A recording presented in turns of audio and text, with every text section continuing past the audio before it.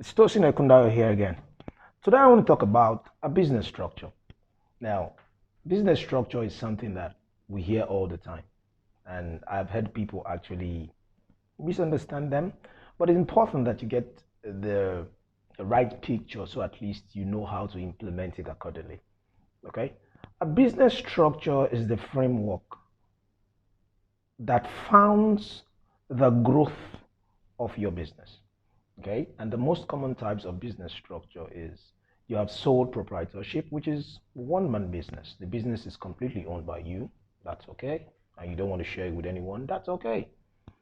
The another option is to have a partnership, which means maybe you and your friend, although if you're starting a business with your friend, it's good. You have the prior understanding. You understand yourself.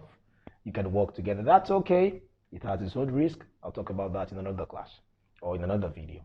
Okay, so the other option is partnership. Partnership is when 2-3 people come together to actually want to start a business.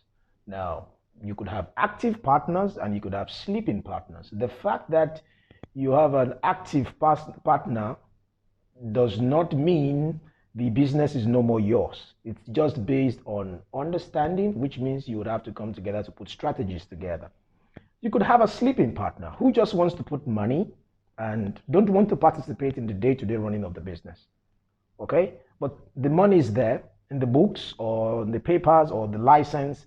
You have both names of both your names on those papers to show that you guys are actually partners. So you have two types of partner. It could be a sleeping partner and it could be an active partner. Now, the third option is to have a corporation. A corporation is a big company that has grown from just a small company into a company that serves millions of people all over the world. Now, most times, some people would ask me, what is the best form of business structure to begin with? I would always advise a sole proprietorship, which is the first one. Okay, start alone, learn the ropes. Most of the time, we have creative ideas where we have no experience before.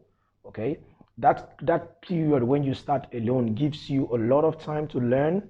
You make some mistakes, you will not need to feel ashamed about it because you're alone. Okay, it takes you time to actually learn a couple of things, then understand the vibe and understand the model, understand what works and understand what doesn't work, understand how you should approach different issues.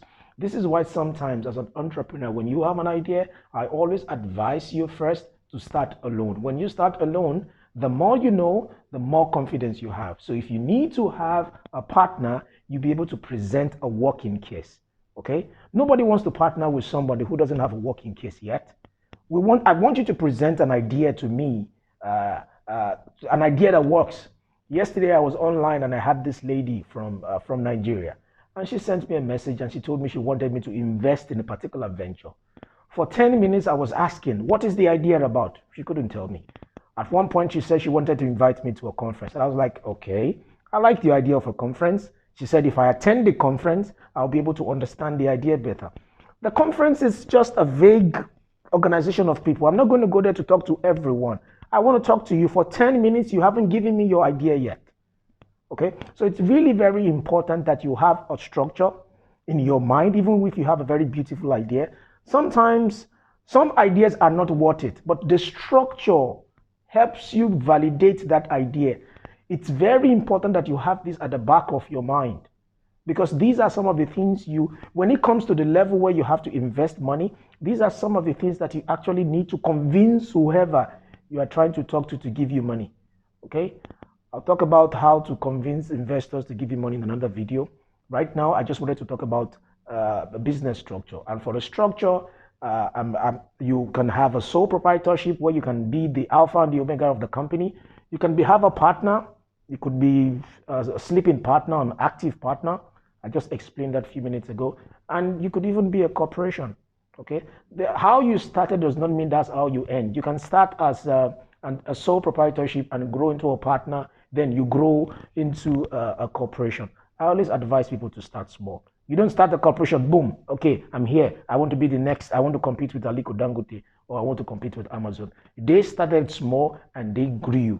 You have to start small as well, and you have to grow. That's what business structure is. Thank you very much, guys. I'll see you in another class.